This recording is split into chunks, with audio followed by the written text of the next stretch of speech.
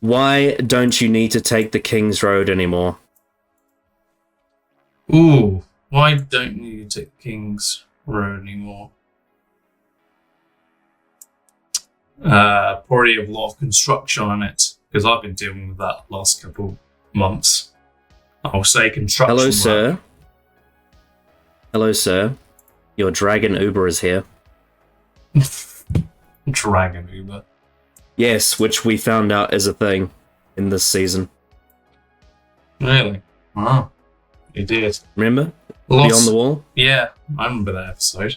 Totally. Yeah, anyway, hello and welcome to our recap and rankings for Game of Thrones Season 7, finally. It's been a month or two since we did the last episode, so yeah, there's been a bit of space for multiple reasons. I've started an acting course. We also had a few WWE shows to talk about. I've also been sick, and Callum's been busy with football and all that sort of malarkey. So It's made Sundays more difficult, and Saturdays are usually hit or miss anyway. Finally, review Season 7, so we can move on to the last chapter, and then eventually, after that, we will be able to actually watch the things I haven't seen yet, which I'm very much looking forward to doing. Yeah, we can actually watch new stuff and expand, instead of now spending 5 years on this one show. Yeah. The thing is, I feel like there's just so much to talk about with Game of Thrones that it makes sense why it takes ages to get through. We did, and we did take a 2-year break. There's a reason why we can never do 2 episodes in one go. It's too exhausting.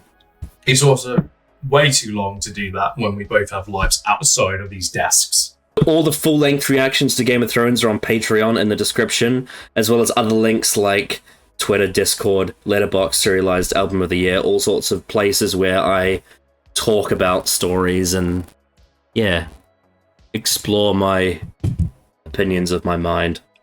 I hate opinions. They're always subjective. I hate them all. Well, you can go and check out that content if you want to watch me be great. Watch me be great! Anyway, we continue to watch the show and it's underwhelming. Despite undeniable ratings, it seems. You know, some of the highest in TV history. Actually, I just noticed I've still got the Cena face icon on my Discord. So that's going to be, when eventually this comes out, that's going to be, I would imagine that's going to be very dated by the time this comes out. Well, you never know. Maybe it'll be a timeless run. Yeah. But yeah. Anyway. Mm-hmm. Game of Thrones Season 7. Initial overview. Fucking awful. Really, really shit. One of the worst seasons of TV I've had to endure. Sums up pretty well. I thought so. That sums up pretty well. It takes all the issues that we had with seasons 5 and 6 and just adds more on top of it. Mm-hmm. It's generally, I was thinking about this morning when going over my notes of certain things we'll talk about throughout the entirety of this video. This generally, and I mean this, it's one of the worst seasons of TV I've ever watched. And I am quite annoyed that this is regarded like well. Not like super well by general purposes. Like everybody, there's people that obviously don't like the season, but a lot of people do like this season and think it's good, and that annoys me. It always annoys me when something is really, really shit, like this shit, and people. It's not as. I will say this: it's not as popular as season 6. No, however, it's still by general consensus, I'd imagine quite liked. Well, given the reaction we saw in the pub from that video we saw, looking at the IMDb people that did enjoy scores, it is very well loved as a season. Especially Spoils of War, which is reviewed by over 1,000 people and is like a 9.4. Yeah, I think I mentioned not as well as season 6. I think the Spoils of War episode is the most season 6 the season gets, in the sense of it being highly praised and also shit. Yeah, 100%. It's because it's it's very similar to Battle of the Bastards in a lot of ways. yeah. Just it feels like it is shorter than Battle of the Bastards. That battle. Yeah. But it still has the same issues. It's not as consequential, though. I will admit that. Battle of the Bastards is way more consequential. Mm-hmm. It's supposed to be more important and does worse things as a result. But at the same time, it doesn't excuse the Spoils of War being a clusterfuck of nonsense. Its main point of view character is Bronn, who at this point in the show should barely even be there. Yeah. That says a lot about it. Yeah. It's just there. Man, it's just there. But my initial overview is Game of Thrones Season 7 is a catastrophe of world building, pacing, and characters. It does not help by the fact that they already fucked up so much right before it, but it takes things that happened that were actually had good potential in Season 6 and shits on them. One of the biggest things being the aftermath of the Sept of Baelor terrorist attack. The way they handle the aftermath of that is appalling from a character and world-building perspective. And yeah, it's horribly rushed, terrible dialogue, the plans are awful, and yeah, by the end of the season, I feel like I'm a hollow shell and dead inside. So yeah, it's terrible. It's a really bad season. It's got like maybe 2 or 3 really good scenes out of 7 episodes. Speaking of shite, shall we start with Jon Snow? Yeah, we can start with Jon Snow. Yeah, he was fucking just... I'm trying to remember, we still thought he was good last season, yes? I find him lackluster, and they waste a lot of the stuff they do with his resurrection. I think the plot armor is really bad in Season 6. I don't like his storyline with Sansa, and I think he is weaker in Season 6 than he was before. Yeah, but he's not dreadful. He's not dreadful like he is here. That season was when you resurrect him, but he's still, in how he acts and talks, and he's characterized, he might as well be a walking corpse. This season slammed him into a coffin, and then we'll get to next season where there's a massive Daenerys sized nail that's going to just start hammering into that coffin so he can never get out again. Yeah, I think it's fair to say that Season 6 is the first one where Jon has pretty big issues with his character, but Season 7 is the one that really kills him. He's had major issues with his character, from his strategizing, firstly, has been horrific all season, culminating in one of the most brain-dead episodes the entire show has ever had in Beyond the Wall. Generally, fucking one of the worst episodes of TV I've ever watched. He is an idiot, and they're all idiots, but he shouldn't be an idiot, because we've seen him not be an idiot. Yeah, that bit where he could have gotten on the dragon and decides to fight is like... Oh, I can't comprehend it. Fucking awful, I can't comprehend the lapse of judgment, and then to have Benjen come in and be like, oh, there's no room on the horse. It was like almost like a... You know how people parody the end of Titanic, where they say, oh, there's not enough room on the floaty thing, and Jack has to die? It's like that, but actually even worse, because there absolutely was room on that horse, and there was room on that dragon. And somehow the character doesn't survive sub-zero temperatures while being held down by whites, and yet the real actor nearly died doing it. That kind of says everything you need to know about Jon. And of course, let's not forget, this is the season that begins, McQueen, I bend the knee. We need allies. We need allies. That's my favourite quote. Kit Harington tries really hard to make it work, but it doesn't. That whole meeting at King's Landing where he just completely misunderstands Ned's entire point of view as well was really weak. Where, like, he kind of tries to do the words matter thing, but he does it in a really dumb way where it just shows that he has no strategy at all. It like kind of makes it seem like, oh, the things I say matter more than the people that I save, which is really opposite to his character. Because if you think about back in like season 3, he would actually be really devious with the purpose of trying to save lives. Whereas now it's like he's the opposite. He cares more about like the semantics of what you say as opposed to the actual things you do and the things you achieve. So that sucked. Wasted having Cersei on his side because of some petty, oh, technically I bent the knee. I cannot serve 2 queens. Rubbish. Yep. Super bad. And then it's like, it's revealed that he's the son of Rhaegar and Lyanna Stark, which is a massive reveal, but then it's paired with the scene where he has incest with his aunt. Mm-hmm. And it's just so strange. I think the only good thing I have to say about Jon is I like some of the lines he has with that scene with Theon. I think their thing is okay. It's okay. It's serviceable. Yeah, could have been better. They should have talked more about Robb in this season. Yeah, the whole like Expendables group thing is cringe as fuck. And why didn't they ride horses? And what was his plan? Why did he think this was going to work? It's all just a shambles. Also, that whole thing of like him and Sansa at Winterfell and that beef was very forced. How do you think he fares as King in the North this season? Really shit job. He hasn't been there. He's been too busy fucking doing shit for Daenerys. He literally hasn't hardly been. Again, this season is 7 episodes, which doesn't help. The season. But the fact that he is pretty much not there for like over half the season, and his presence is just pretty much non-existent. Which is weird because he's the main character. You know what's weird about it as well is that in seasons 4 and 5 we put him as our favorite character of that season.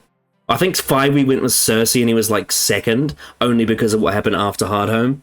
But in season 4 he was our favorite, in season 5 he was like tied with Cersei. But now he's just nothing. So, yeah, that sucks. It does. It very much sucks. What are your thoughts on the Rhaegar-Lyanna annulment? That's what I feel like it only benefits Ned Stark's character, to be honest. That's the only positive I see. Yeah, that's what I would say. And I think the actual meaning behind it was more impactful in season 6 than 7, because the point of it was that Ned protected Jon, whereas in season 7 it's just he's the heir to the Iron Throne reveal. And I don't think that has as much meaning to the story as Ned protecting Jon does. Just what a waste. Man, wouldn't it have been like, I don't know, you don't have to do this, but wouldn't Stannis Baratheon finding out that Jon is the heir to the throne be a really interesting twist to the story? Yeah, it would have been. Can you imagine? But they put that nail in the coffin 2 seasons ago. When he decided to set his daughter on fire and then walk into battle with a few hundred sick, wounded men. Speaking of nothing characters, shall we talk about Davos Seaworth, who absolutely had his worst season this time around? Oh, do you mean the fact that he doesn't have a character at all? Is that what you're referring to? Apart from, like, flirting with Missandei is his only trait. I don't really know what I'm doing this season. I don't really have a character. So where do you come from north? You see, I just seem to have followed Jon around. Constantly. He's Jon Snow. He's king in the north. But I don't really have a character. It's like the only good thing about him is that Liam Cunningham's funny. He's able to make... And as the true king, Stark Baratheon. And, Then he burned. Now it just... And he died. Yeah. And the Red Woman... How does he feel about the fact that Jon let the Red Woman go scot-free? Like, is there no tension around that? Yeah, no, don't worry. We already had that scene. That was the scene. Forget about it. Oh, God. Forget about it. Forget about it. That's kind of the only thing that sums up Davos this season, is that he has some funny lines and that's it. Although, to be honest, later on in the season, when you get to Eastwatch, when he tries to do funny lines, they're not funny because they're really out of character. Like when Tyrion mentions how he killed his son, and then he's just like, right, and then moves on immediately like it means nothing. Mm-hmm. That was a pile of shit. I think Eastwatch is the episode that really assassinates his character, to be honest. That's the one that I'm like, oh, what are you doing? And he has that me moment with Gendry where he's like, oh, I thought you'd still be Rowan. He's like doing references to Reddit posts. I don't have anything else to say because he just is there and he says stuff, but he doesn't actually mean anything, and he doesn't actually have a character anymore. He literally doesn't do anything. Anytime there's any sort of reference of like what has happened in previous seasons, they swiftly move on completely. Doesn't say anything with remember, do you remember his interactions with Tyrion? And they don't say anything. Yep. Even though they were on opposite sides of a war in season 2. Yeah. His fucking son died. Yeah, and Tyrion was the one that administered the wildfire, so he's directly responsible. Oh, he is the cause. He is the direct cause of his son's death, and he knows it, and he doesn't say shit. Yeah, and so, like, one of the most important and core themes of the Game of Thrones story, especially in the source material, but also in the early parts of the show, is, like, what happens in war and the consequences of it, and, like, how it impacts everyone involved. And so what they're doing here is they're just taking the complete piss with that, and be like, no, it doesn't actually matter. He doesn't care that his son died. It was just a battle, Tyrion. I understand what you were doing. I forgive you. Dude, it was just a prank, bro. He's like, oh, well, you didn't know my son was there, so it's okay. What a load of shit. Load of wank horse shit.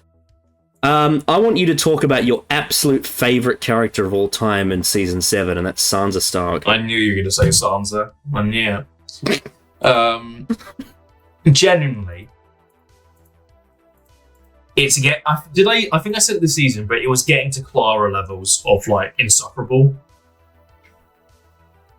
It's this character that through entirety of their, like, just what we've seen of them throughout the entirety of their run, their characterization, what we know about them, to think just because they stand next to smart people for long periods, that they absorb that information, develop their personality from that, and are now one of the most important characters of the season, of the show, smart, cunning, outmaneuvers some of the smartest people around them to get what they want.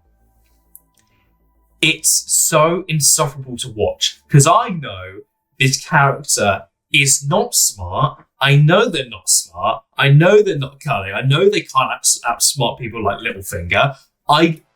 You're not fooling me. You can't just say it and expect me to actually believe it because, let's look at the previous 6 fucking seasons. And also, at the very least, Jenna Coleman's actually a good actress and can actually pull that off in terms of performance with Clara. This fucking woman can't. She can't act. She can't fucking act. She just can't. We knew she couldn't fucking act when we decided to give her, important stuff to do in the story, and yet they continue to do it. They've done it now for 2 fucking seasons. Or in when she was an X-Men. And that came really... Or was that at the same time as this? This was like the same... Pretty much. Yeah, it was pretty much the same time. And we also... to be fair, that one was even worse because she tried to play like a character that has like, emotion and expressions, and she couldn't do it. Yeah, and actually, to be fair, she actually gets some good stuff to do in Game of Thrones, whereas in X-Men, it's nothing. Early Game of Thrones, she had stuff to do. She had a character that didn't didn't go more into what she needs to do in terms of requirement of an actress. She has her weaknesses and strengths.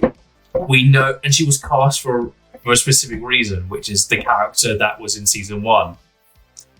It's helpful that in the first 4 seasons, the writing for Sansa is really strong. That's what really helps her. It's not that she's an outstanding performer. It's that she has a really good role No, It's she all has about a the role role to she play, has. as all actors and actresses do. And she was Yeah. hired to do this job and was doing it very adequately. Like, she was doing it as good as she could have done it with that character. And now they've written a worse version of the character to do more that the actress is not capable of doing. Like, I'm seeing it. That scene between Arya and Sansa when they first seeing each other and they're having a first real conversation and they say nothing of value, and the acting is one of the worst in the entirety of the show. This show used to have captivating, charismatic, bold actors and actresses facing off with one another, and it was the most compelling TV you could probably watch. Now let's cut to Sansa and Arya in a room just talking about nothing of value and just having the most blank expressions you could actually possibly imagine. It is unequivocally just some of the worst TV I've had to endure. Just on terms of a visual and just seeing it as a story and seeing the performances. It's just really bad. It is really, really bad.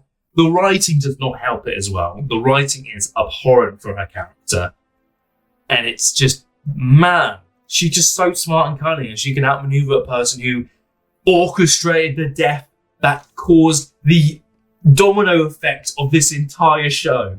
No, he's not smarter than her. He gets fooled into staying when, not really, that doesn't really happen. He's just there because I don't give a fucking reason as to why he's still staying there despite all these things when he should fucking leave because he's in danger. He gets killed by her because Sansa is really smart. Because she stood next to fucking Cersei for 4 years. Sansa definitely learned some valuable things from Cersei Littlefinger, but she didn't absorb them. Mm-hmm. That's not how it works. That's not how you have to actually take it in and think about it and actually execute those ideas if you want to do something similar and understand how all that works. You don't just stand next to them and absorb them as if you just picked up a power-up in a video game and now you're absorbing all their energy. That's not how it works. That's not how it actually works in real life. Sansa's not Bran. She did not download wisdom. Yeah, there's even a character in the show that specifically has that kind of thing. And that has its own issues. But Sansa isn't that character. She's just Sansa fucking Stark. And also, it's that horrible trope that I see in so much media where they want to make someone appear clever, and so instead of having them outsmart people, what they do is they have everyone else around them act really stupid so it looks like they've outsmarted them, but they actually haven't. A lot of people, if this came up today, a lot of people would be saying, oh, it's because it's woke. When in the examples of things that are bad, that get deemed as woke, it's not because it's woke, it's because the writers want to just, they don't understand how to actually execute these ideas properly at all. They think it's so simple to just have a character like Sansa sit there, stand next to these people and think, oh, I get it because I'm smart. I can absorb all these ideas that you have and reconfigure them into fitting my goals and aspirations and what I want to do. And it's so forced. It's so forced and it's just so badly executed. It is awful TV to sit through, to think this character that you're killing off used to be actually one of the most impactful characters in the show in terms of the progression of the story, and also is really captivating and is actually smart and knows what they're doing. But no, Sansa gets to win in the end in the most illogical way possible. Should we talk about how she embarrasses Jon in public? Yeah, and then she does stupid things anyway, so none of it fucking matters anyway. She doesn't actually. She even acts stupid in the story.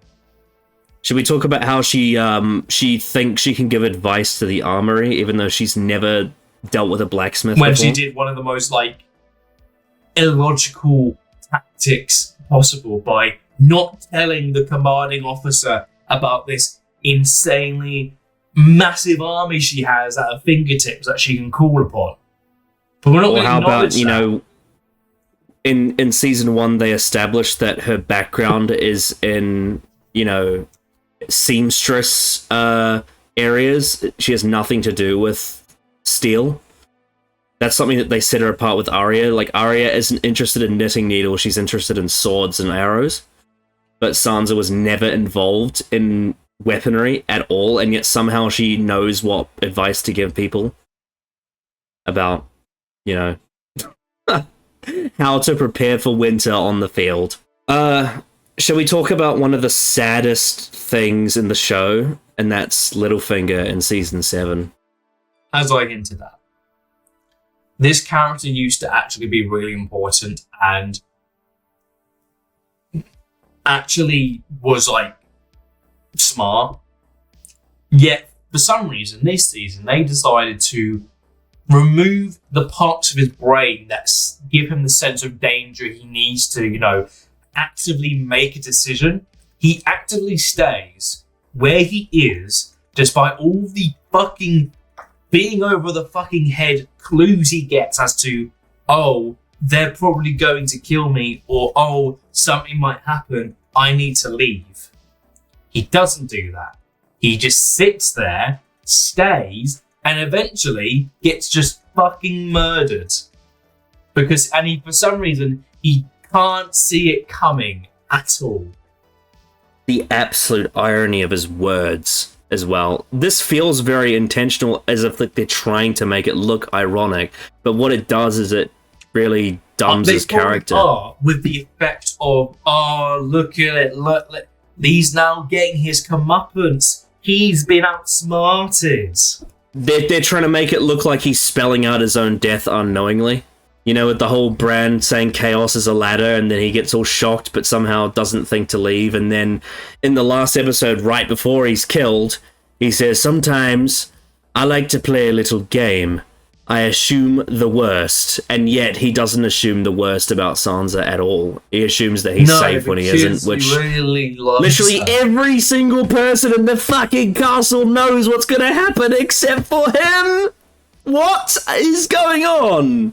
It's like the most anti-Littlefinger death possible. It's like the least likely thing for him to endure. That he's the only person who doesn't know what's happening. But there's no reason for that. There's that stupid thing of him, leaving a trail, but it's all a red herring. It's so bizarre.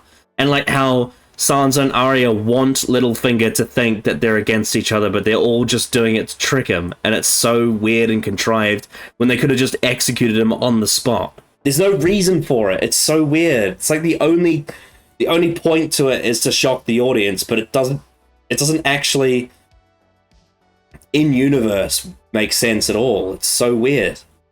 And like we've said, they just wasted him. They wasted his arc. They wasted this character, this great actor. He says nonsense things throughout the whole season.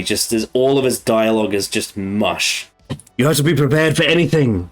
Anything is possible anywhere, at any time, all around the world. It's like, what are you trying to say?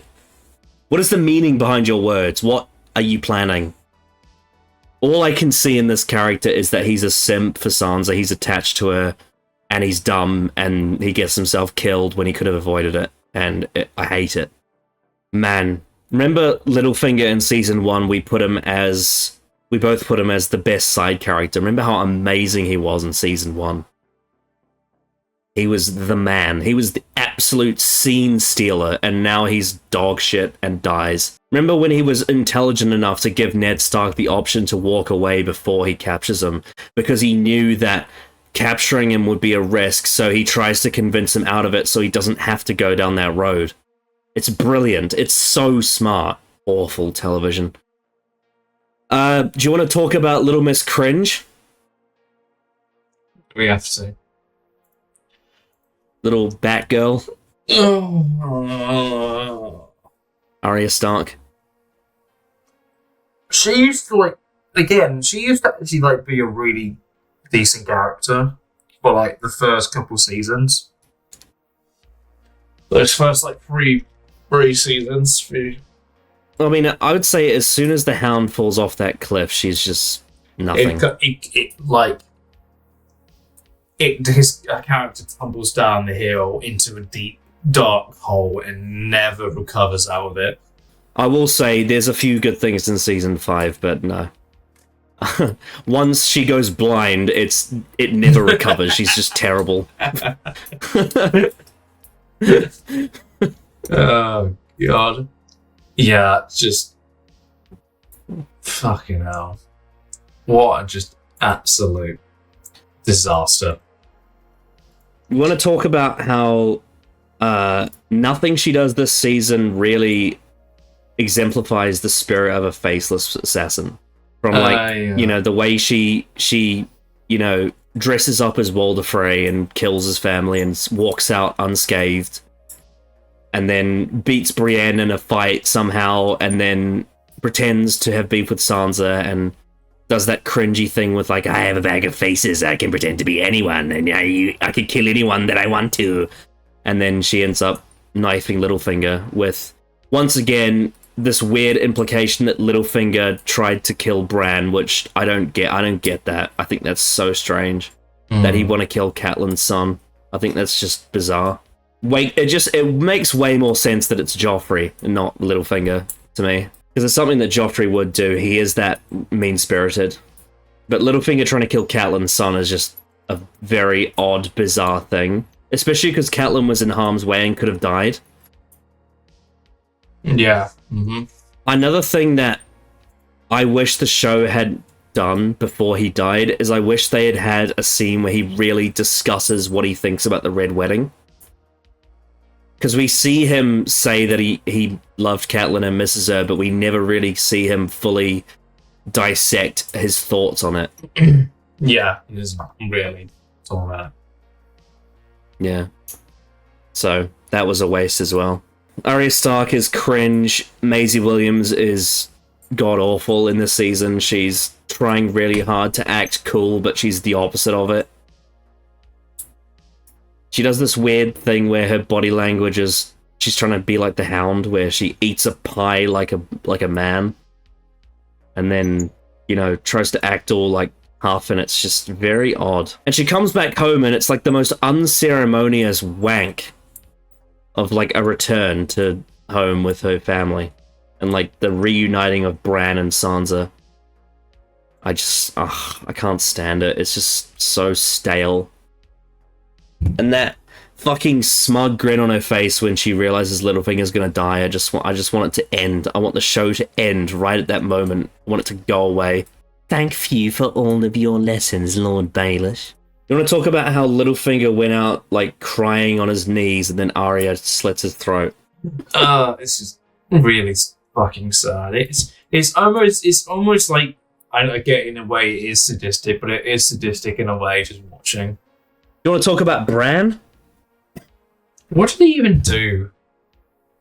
He sat in a chair and had no emotion and was callous to Mira Reed, and then had a conversation with Samuel Tarly about Jon being the heir to the throne, and also, said chaos is a ladder to Littlefinger, and then exposed all his secrets.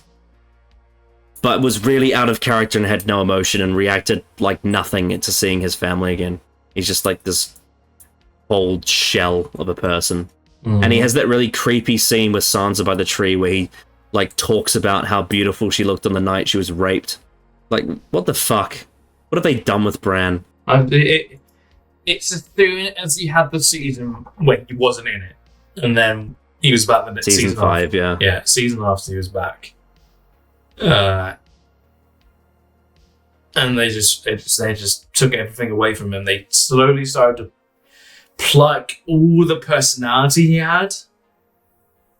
And now this season, he just suddenly just switches into, I'm this mystical thing and I speak like this and I do not have a personality anymore because my mind is beyond everyone's understanding. It's that bollocks that has just sort of come out of nowhere, because he always had a character and a personality, even when the story wasn't great.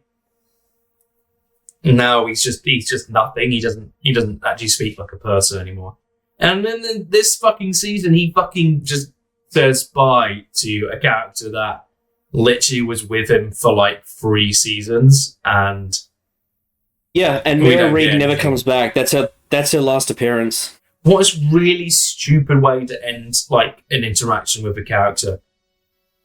Yeah, it just never insane. feels any. His brother died. Never fit. Her brother died. Yeah. Yes.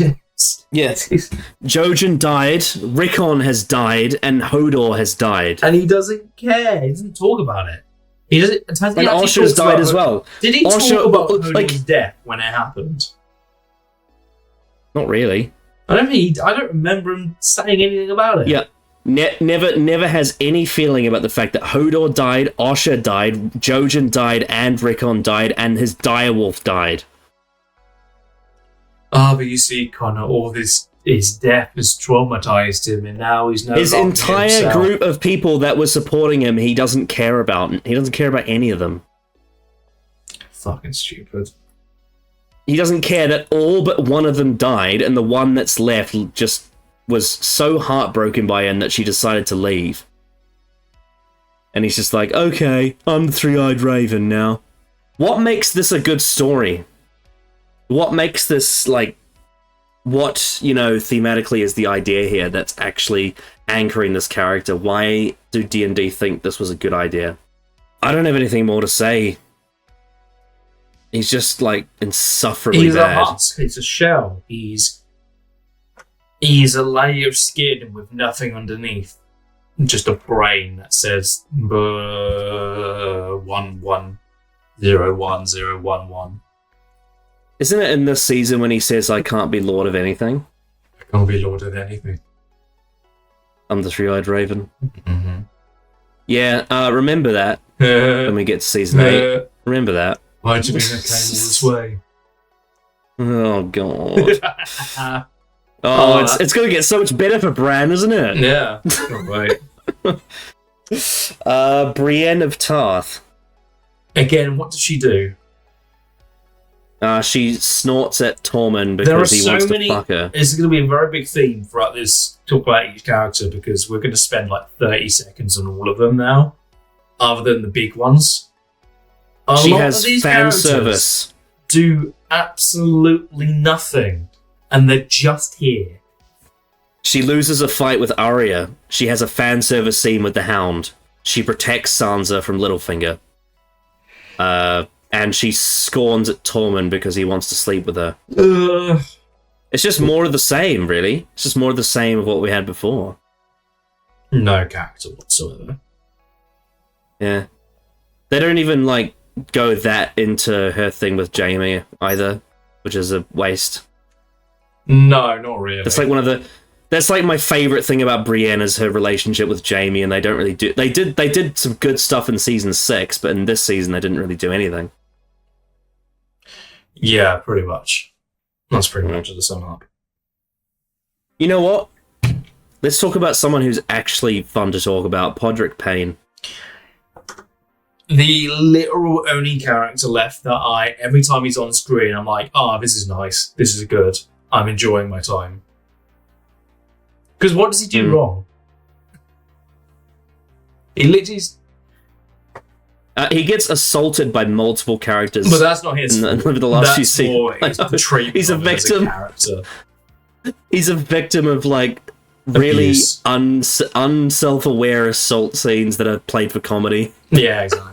That's the thing. They treat him like he's just purely just, you're a punching bag, even though we gave you, like, a magical penis. And that's all we'll talk about, is the fact that you are really good at sex. I will say he is better in season 6 because he actually gets stuff to do. In this season, he doesn't do anything. It's the same issue with Brienne, but he's a character that, when he's on screen, because he's such a minor character in comparison to Brienne, who's like, she's not main character, but she's had arcs and stories and things to say, and she has gone on journeys.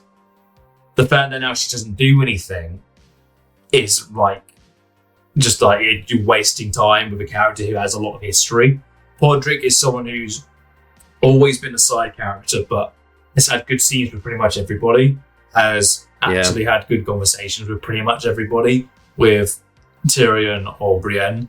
I think this is probably his first season where he doesn't get a real standout scene, though, sadly. No, he doesn't. And that's the issue. That's the issue at the moment. Because in season 2, he saves Tyrion in Blackwater. And then season 3, he gets his famous magic cock scene, which everyone loves. Yeah. And then season 4, he gets his goodbye with Tyrion, which is a great scene. And then season 5, he gets the scene with Brienne, where she talks about Renly Baratheon, which is another amazing scene. And then season 6, it's not a very serious scene, but some of the jokes with him and Bronn are actually really funny, apart from the rape. Yeah. Yeah, I would say that sums it up. Yeah, so he doesn't get as much to do, but when that charming Scottish actor gets some cute lines, I'm always happy to see him. I will say this about Podrick. I think he's better in season 8 than he is in season 7. Well, that's good. He gets one really cool thing to do in season 8, which is nice. That's nice. Yeah. But he's so background, sadly. Okay. Tormund Giantsbane. Yeah, I mean, we've talked about the devolution of his character since the start of season 6. He's really horny now. It's all about sex. Right. Yeah. It's he used to be a really complex guy with motives and conflict, and now it's just... He had vendettas, and he had people he really didn't like, and he had things to say. His actual job in the season is to look after Eastwatch by the sea, which is fine, but it's more to do with his dialogue. His dialogue is really not serious, and he just sort of is there. And I think what's missing with him is he doesn't seem to actually say that he believes in anything anymore. He just sort of says no, he just says, "Oh, I like he that." Doesn't say anything really. I like that word, dick. That's a funny word. And is the big woman there? The word dick this season. What a fucking great time. And he's like, "Oh, there's a big woman there."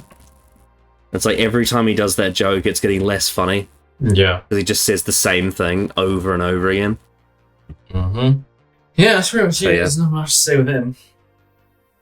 Yeah, he's just kind of becoming a bit of a caricature of Tormund that we knew from before. I know it's more the same next season, so that'll be fun. God, I remember him in seasons 3 to 5. He was such a great character. That scene at the end of season 4 when he says to Jon, Ygritte needs to be burned beyond the wall, where she belongs. That is such a great moment when he's in chains. Ugh, what have they done with him? Lyanna Mormont. I don't know. She bosses guys around. She's I don't know, she's a pit bull, I guess. She's small and young, but says bossy things. For the North! For Jon Snow!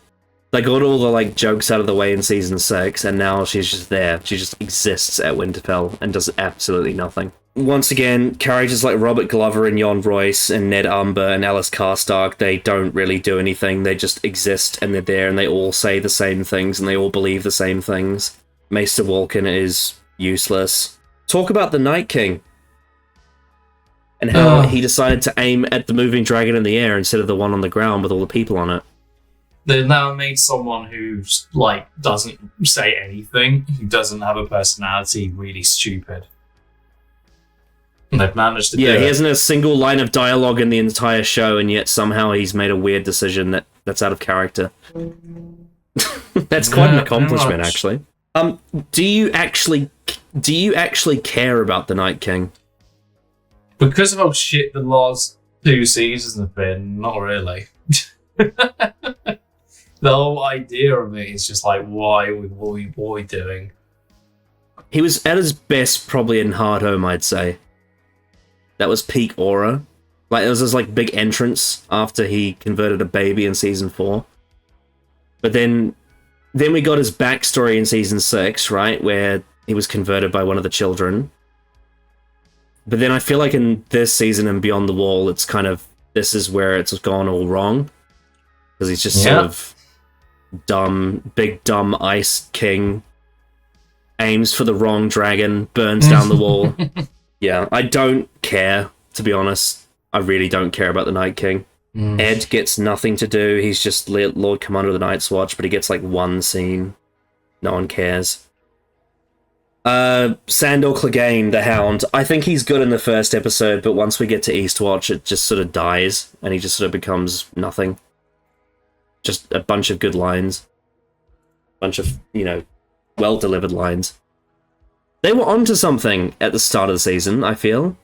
With him and Thoros Amir and Beric. Like, with that whole thing with the, they were digging the graves and paying their respects, talking about the Lord of Light and what it means.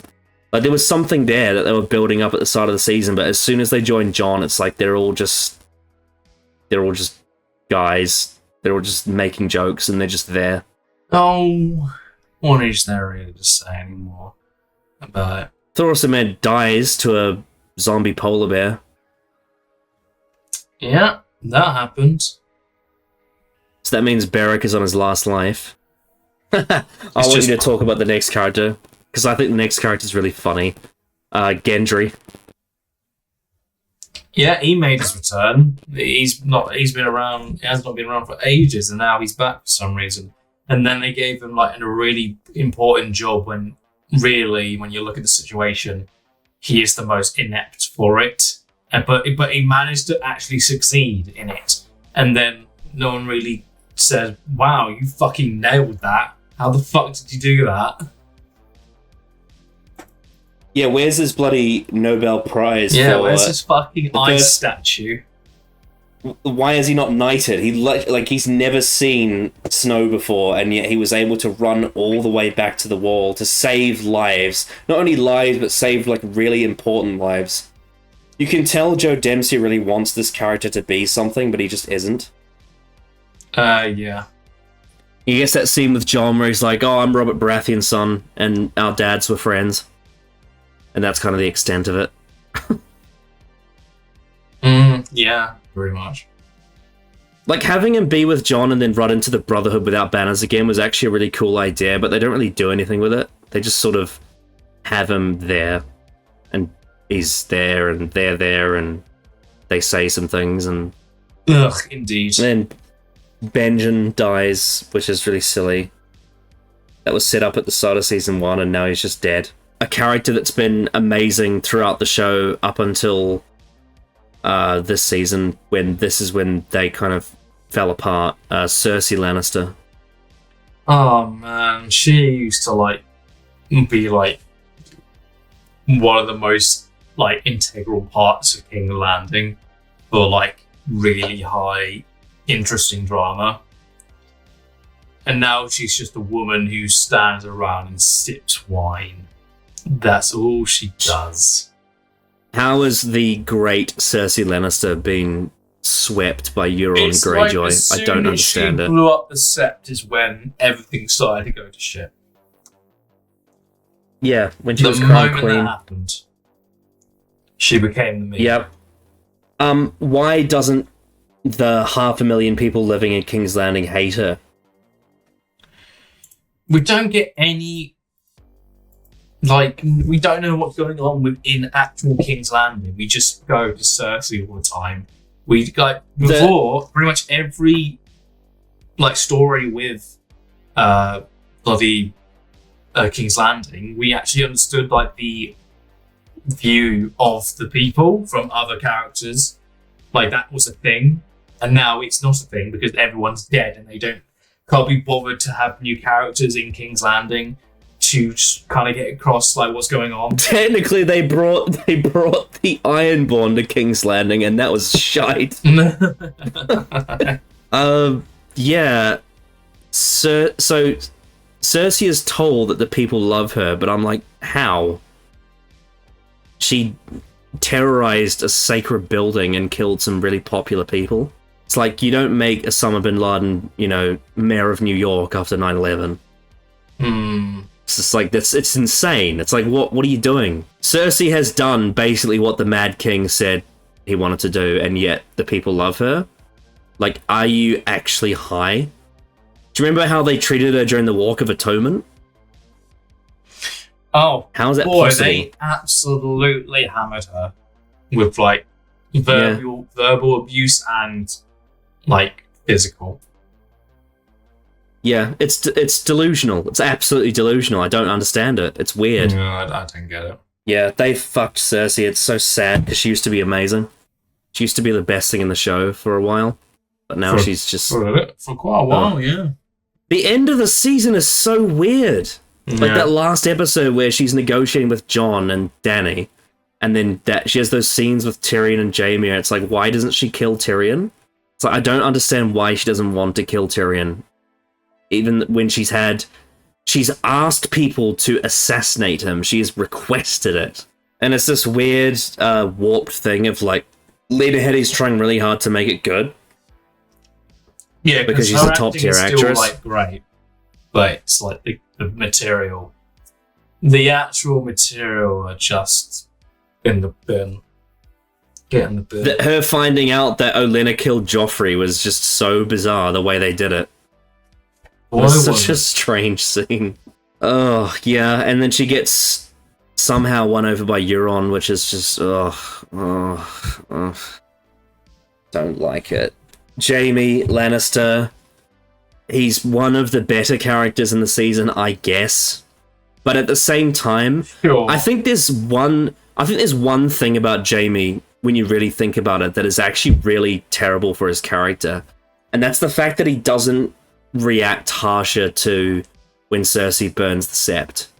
And the reason why I say that is because if you remember the core trait of his character that really drives him is how much he cares about whether or not innocent people live or die, and it's why he kills the Mad King. And yet Cersei does basically what the Mad King does, and Jaime doesn't seem to really raise an eyebrow about it. And I think that's a very odd oversight to have when Jaime's entire character is driven by the fact that he cares about that. The moment where he leaves should be this emphatic, like, euphoric moment of 7 seasons of this toxic life and relationship he has with Cersei.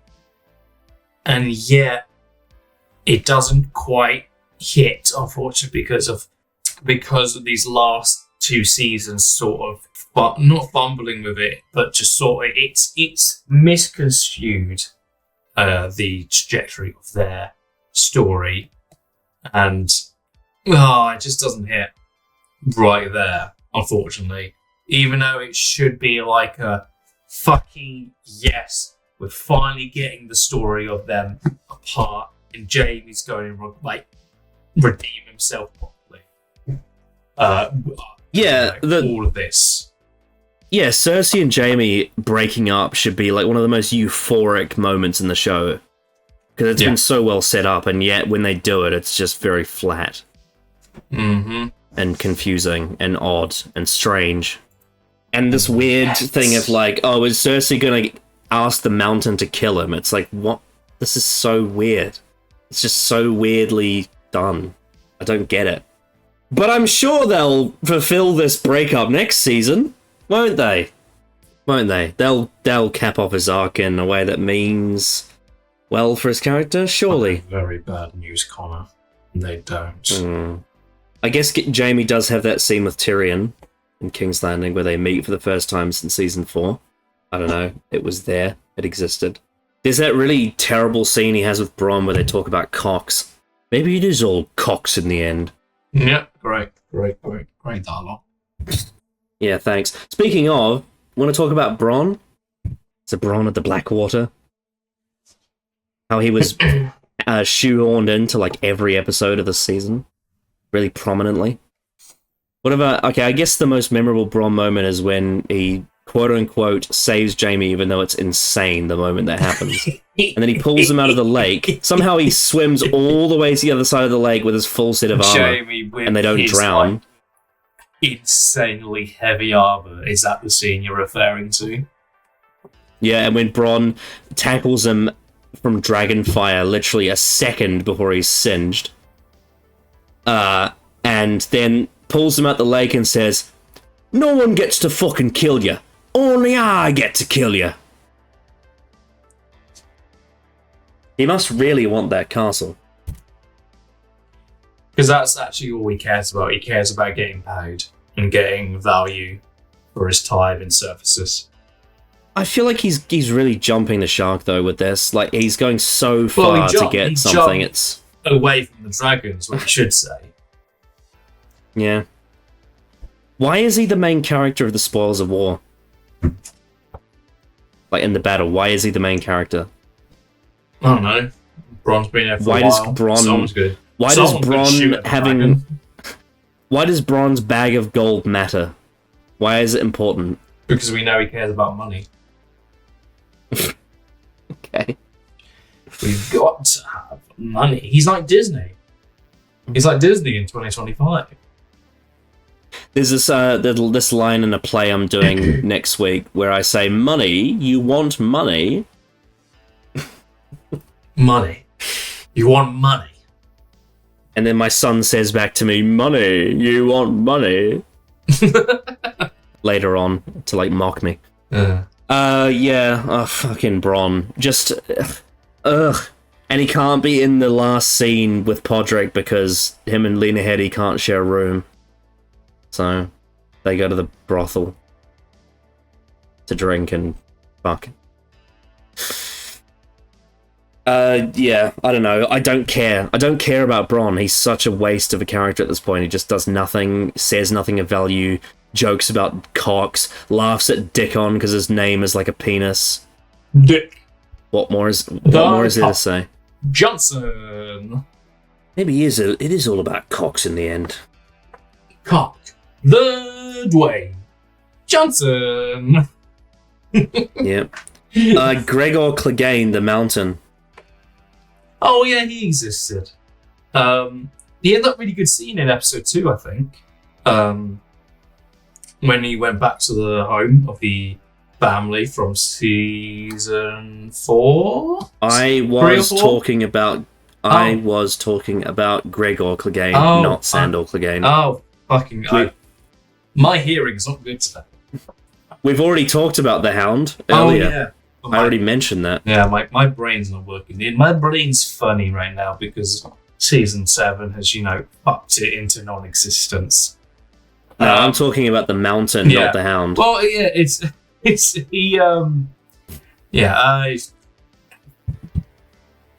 a zombie. That's what he is. That's all he is. He's a medieval zombie.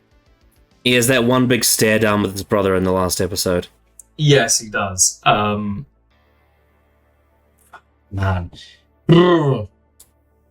Actually, you know what? To be fair to Cersei, she does that one really good scene with the Dornish in the dungeon. That was actually a great scene. But apart from that, everything we previously said is the same. Yeah, I'd say so. Qyburn destroys a priceless artifact with his crossbow for no reason.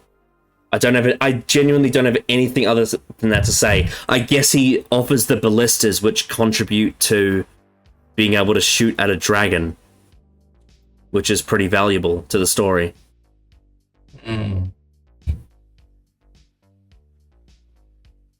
Oh my god, I just remembered a really weird thing they did this season was the bloody Iron Bank. Do you remember that?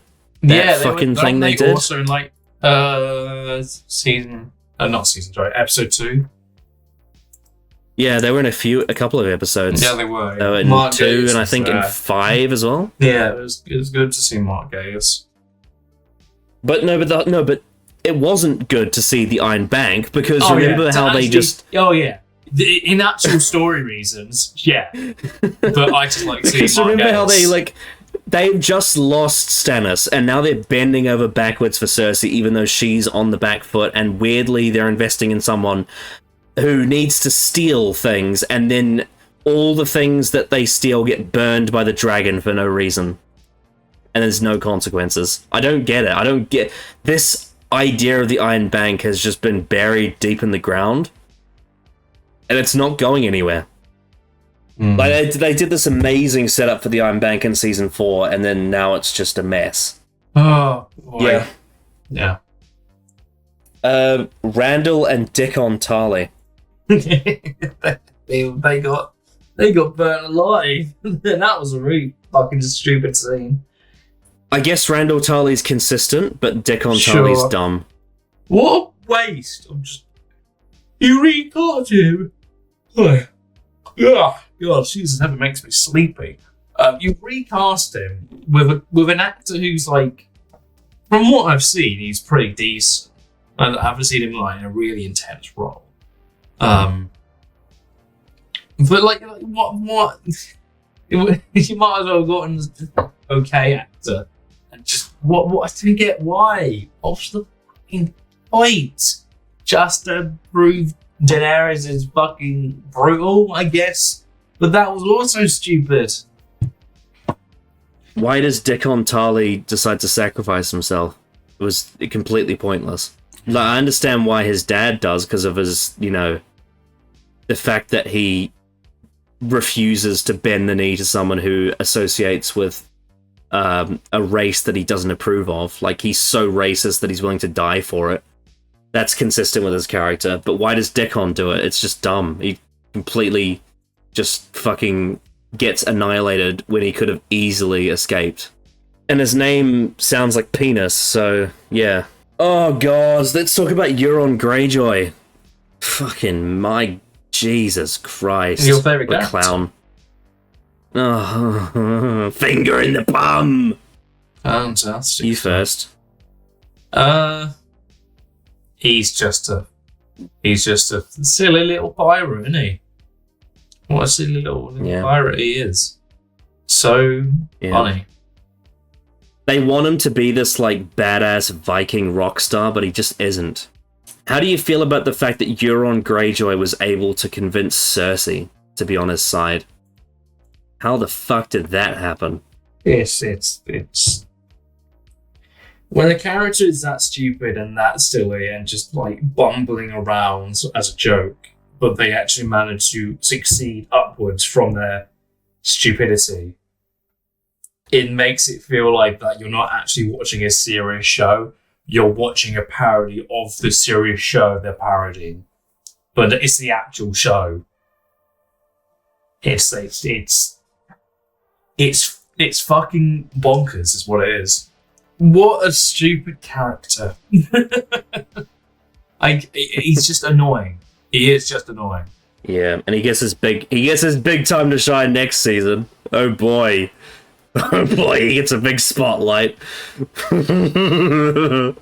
We saw the end of the Dornish plot in this season. We saw the death of Ilaria Sand and the Sand Snakes. I think, weirdly, the death scene is actually really good. They actually did a really good job with it, strangely. But the actual, like, her with Daenerys is whatever, and then she has that lesbian thing with Yara, and it's just cringe and weird. But, the just desserts of seeing her daughter die to the poison, it's a cool death. Yara Greyjoy, I feel like she's fading to nothing now. She's just sort of... She's a lesbian and she's tough, and that's it, really. She's, Theon cares about her, Euron doesn't. I don't know. Oh, I just have nothing. I have nothing on her. She's just there. She's just there. Yeah. Just there. That's a lot of these characters. Remember how funny she was in season 2? Like how hilarious she was. She was so funny. Okay. So, this is a character I am conflicted on this season, Theon Greyjoy. Because I think there's some really good stuff in here, but there's also some stuff that makes me question things. That's sort of kind of been...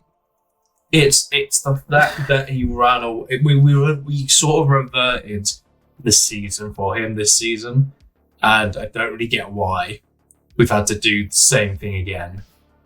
It's a bit of stalling. It's a refresh. The worst moment is somehow he escapes Euron in the Blackwater. Not only That's does the he part that manage isn't shit, but he also insane. manages to get away somehow, and they don't go after him to get him. Yeah. And there's that bit in the last episode where it's like, haha, isn't it so funny that you try to kick me in the balls, but I don't have balls? Yeah, he does get good scenes, like the one with Jon. He's really good in that scene. They don't expand enough on it, but there's good stuff in there. Alfie's acting is awesome. There needs to be more of that. He doesn't...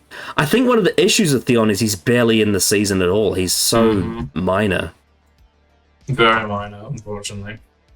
Okay, another character that died this season, Olenna Tyrell. She actually got a really good scene with Jaime. Yep, she did. She pretty much had the standout moment of the season. Legit, like, really, really well done scene with a great build-up and, like, well delivered, both in writing and in performance. And I have never seen the season gets. I had never seen the poison work before. It was a shocking scene. Not at all what I intended. Tell Cersei. I want her to know it was me. So good. That's what Game of Thrones is all about. It's that little moment that she has with Jaime. It's so fucking good. I almost wonder if they had planned that scene years in advance. Like when they did season 4, they're like, this is the moment where it's going to pay off. And that's what the scene's going to be. It's going to be Jaime poisoning Olenna, and she's going to confess that she killed Joffrey. But yeah, no, sadly, it's another great character we've now lost. I'm so happy she was able to survive most of the late season shit, because she kind of went mostly unscathed, which was great. Mm-hmm. Right, now we've got another major character. I'll let you talk about this one. Daenerys Targaryen.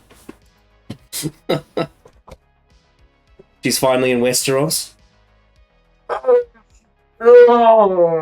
What fucking 6 seasons away, and for this absolute nonsense of a story.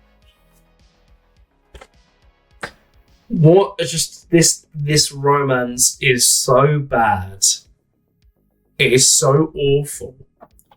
And she is just constantly being annoying, not trusting people, yet continues to have them in positions of relative power.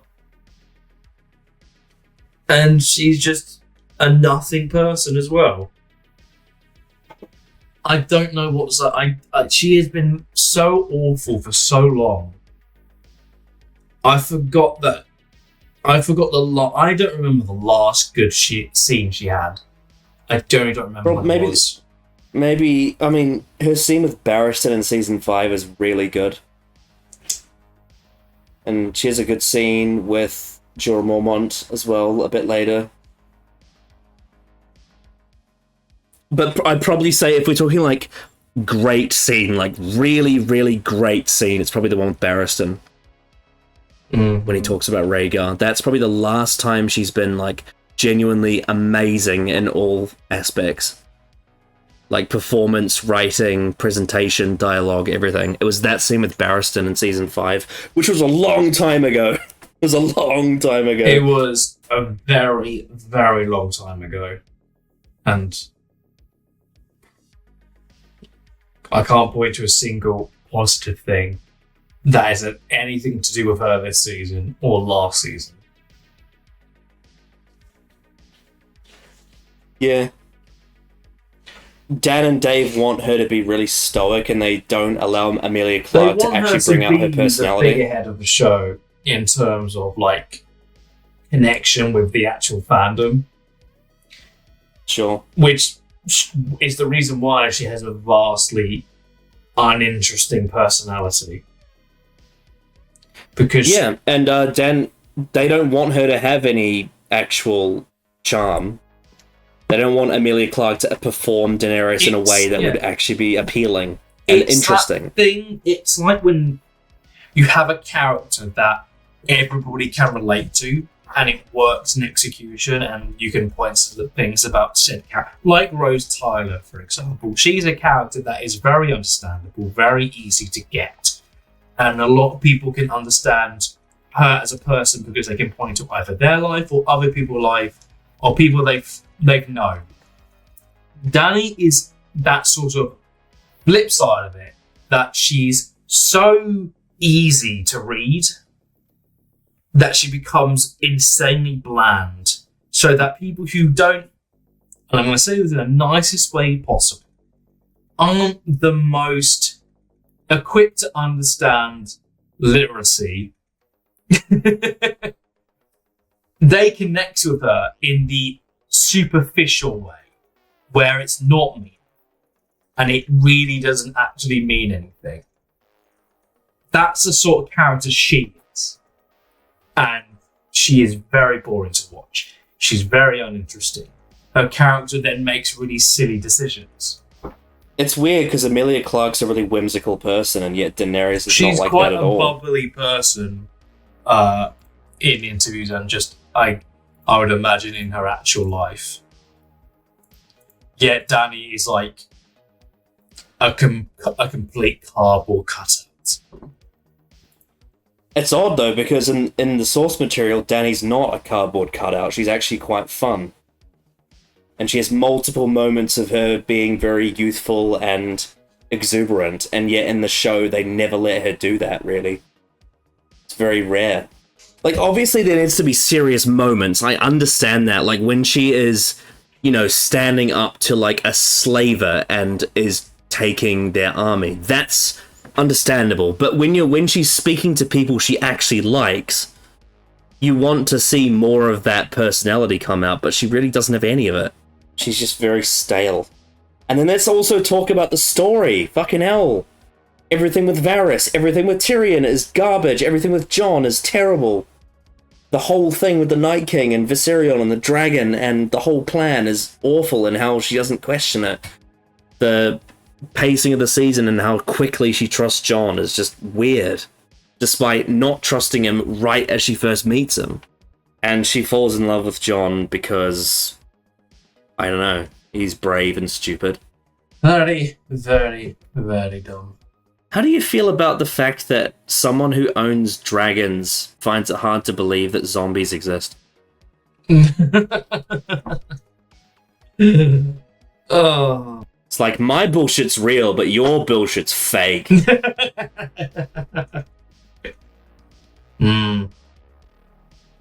Ah, dear. See, that's some true bullshit. This is just fake bullshit. Now let's talk about an even worse character, Tyrion Lannister. Fuck me. What a shit show. He used to be, like, the character. He used to be the character. Yeah, in like the first 2 seasons, he's one of the best things about the show. Yeah. And Peter Dinklage is just such a hollow shell of himself now, by this point. He can't do anything with the character because his lines are just so garbage. Like, I'm not doubting his professionalism, but you can tell he's kind of checked out of this role because he's not given anything that's worth trying with. It's just so shit. Everything about Tyrion is shit.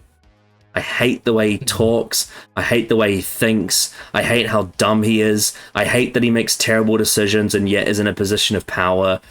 I hate how fucking smug and insufferable he is. I hate the fact that he doesn't take things seriously when he should. I hate that he's inconsistent. I hate the way he interacts with characters differently to the way he used to, and it doesn't make any sense.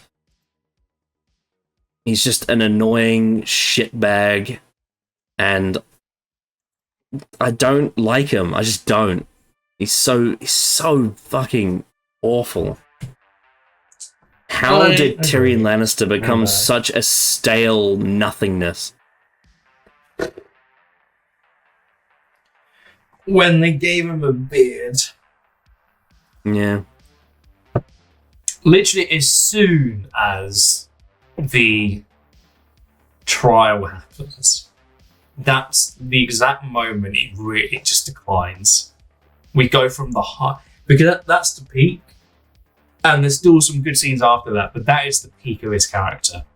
And then it just slowly and surely starts to go down, and then it takes a sharp dip down the moment he sets foot offshore. He's just a fucking bumbling buffoon. Yeah. And he just pisses around for the whole of season 6 and then gets made Hand of the Queen for no reason. And then makes now that he actually bad decision. now that he actually is Hand of the Queen, he's terrible at his job. And isn't fired and isn't distrusted despite being a Lannister. Mm. My oh my. They wasted his reuniting with Jon as well, and with Jaime, and with Podrick, and with Bronn. Oh my god, and the scene he has with Cersei is just so frustrating. It's like, what's going on? What is going on? Why are you people acting so weird and out of character? It's so bizarre. It's like, have you forgotten who they are? That scene with Tyrion and Cersei feels like Emmy bait. It feels like they were trying so hard to win an Emmy with that scene. But the writing is just, it's so bollocks. The way he like drinks his wine and turns to the mountain and looks at Cersei and says, "Do it! Kill me now! Do it!" Like, why did you walk into that room? Are you insane? Are you stupid? Yeah. And he's like, "Well, yes, Cersei, you can't kill me. You can't kill me." And we don't know why. We have no reason to believe why she wouldn't do it. Hate this show. Fuck me.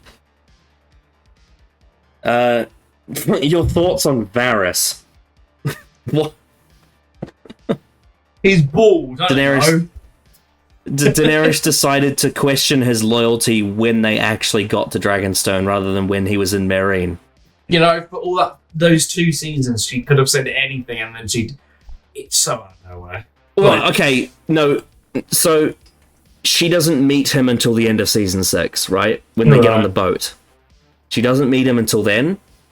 But why didn't she talk about it then? Why does she talk to Varys before they leave? Because they didn't think of this story right then. They thought about it after. They shouldn't have even had Varys on the boat. Just have him meet her at Dragonstone, and that's the first time they see each other. Yeah, you know, who cares? Drama. Have Varys scout Dragonstone to see if, I don't know, if Stannis had left anyone to guard it. Or if Cersei had taken it in the meantime. Just you see, diabolical. Characters act in very strange ways, but you know, it's all, you know, it's just because you wouldn't do it, Connor, doesn't mean it's a bad character and a bad story. Varys has that scene with the red woman at Dragonstone. Do you remember that? I do remember that. They were on the mountain. Yeah. It just felt like they were like, we need to have the red woman in one episode of the season to justify her existence, so we'll do that. And it was just very strange. Why would she risk getting that close to someone who would kill her? Because mystical bullshit, that's why. Missandei and Grey Worm have a porn scene. Yeah. Yeah. Yeah, they did. They did. That did happen. And Dany and Missandei talk about boys. Boys. Yeah. Whatever. It's a culmination of these two characters that is just, they're just so bad, they're not that important, and I feel like they were done better earlier in the story, like in season 4, for example. How do we feel about Jorah Mormont's grayscale, like, being fixed magically, and then he goes on a massive hike beyond the wall? Yeah. Way to completely just kill the stakes of the show, right? Yeah. Yeah, it's an expert way of doing it. I guess he gets that one moment with Jon where he offers to... Jon offers to give Longclaw back to him and Jorah refuses it. Samuel Tarly. Yeah, he was around. You talk about Sam. He was there. He had things to say. He spent most of it at Old Town, and then he goes back to Winterfell. Yeah, pretty much. He removed, bits, from Shora, He has dumb scenes with dumb maesters. Yes, it did. Those scenes did happen, yeah. Those are always fun. Remember when Gilly mistakenly, by absolute miracle, comes across the line of text where it talks about Rhaegar and Lyanna getting married? Like, how could anyone see that scene and not think it's like an absolute joke? That they just somehow managed to come across that. And then it's used in like a really serious manner in the last episode. Should we talk about the direwolves? Arya sees Nymeria and then Nymeria walks away. And then there's... I guess Ghost exists. He's sort of there. Yeah, I don't have anything else to say. No, I mean, it's just a bunch of bollocks. This was a pretty big season for the dragons, especially for Sirion, given that you got the Night King now has turned Viserion into a White Walker dragon. How do you feel about the resolution to the question, how do the White Walkers cross the wall as they steal a dragon and burn it down? Burn it all to the ground. Yeah, it's. I feel like this conflict is just way too simplified. That's this entire season. There's just no tension behind it. It just happens. Things just happen. And you're like, oh well, I guess that's how they got through the wall. It's been explained to us in this season that the White Walkers work like a hive mind. So if you kill the one that turned the others, then the others die. I think it'd be a little bit more interesting than that. Sometimes you can work it's like one of the least, like in Avengers 2012. It's like, the army getting defeated by a hive mind by getting exploded. The spaceship is like, it's fine, I guess. If it's like, with this show, you could have done something more interesting, really. They had so much mystery around them at the start of the show. They did. Yeah. And I feel like the presentation behind the White Walkers initially was a lot different. It was way more horror inspired. It was like more gothic, I guess. And now it's just sort of CGI skull and bones. Okay, that's all the characters. Yeah, in this season. We made it through the fucking dumb characters. Way less characters than the previous ones because the roster is so small now. Very little to say about a lot of them because they didn't do anything, or they're just blank slates of what they used to be. Yeah, so like back when we did, like the early seasons, it would take us like 3 to 4 hours to talk about the characters because it was so interesting. There is also less episodes as well. So, which is the first time. Which I don't think was a good idea, to be honest. God, no. In hindsight. Again, there's this weird fixation where, especially now, I know this was like 7 years ago, but it's more prevalent now, where seasons are now getting shorter and shorter. Every show is either 6 to 8 episodes long, and no show feels like it's getting time to tell their stories. Shows used to have at least 10 episodes or 12. Now it's always 6 or 8. It's really, really annoying me more and more as time progresses. All right. Standout character. For me, it's between 2, I think. And in terms of like main characters. So if anyone hasn't seen recaps for main characters for me in the show constitute Stark, Baratheon, Lannister, Targaryen, a bastard from those houses, or Theon. One of those. And I think this was hard because I don't think any of the characters are that good, to be honest. I don't think any of the main characters are good in any sense. The two that I think are the most redeemable are probably Jamie and Theon. And it's tricky because I think Jamie has a much bigger issue in the sense of, like, his lack of acknowledgement of Cersei's acts at the end of season 6 are really underwhelming and non-existent. But also Theon gets fuck all to do and he somehow escapes the battle. I don't know. I guess Jamie's the best one. I don't really care though. I guess he's the best character of season 7.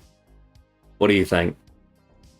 So, my official pick is no one. However, I decided to reinterpret the term because standout could be standing out quite poorly and be a sore thumb. So I've done something for the first time that no one else on this channel has done. I picked a character because it was in a bad way. Standout character, I put Jon Snow because he used to be such an interesting character who, compared to everybody else in the show, was like the moral center point for all of us to understand, no, he is being a good person. He is, in the face of everything, will try and do the right thing and save as many people as he can. This season, he is a walking corpse of what he used to be. And every scene he's in, it just reminds me of all the times he used to be such a fully fledged character who had so much to say, and in the face of adversity, in the face of everything that was thrown at him, came out on top because of who he is. By the end of the season, he just bends the knee while being bedridden. What a waste of fucking time, and a waste of such a great character once. Man, reading Jon chapters after watching this season is like night and day. Jon is... The actual idea behind who this character is awesome. It's so unique and different.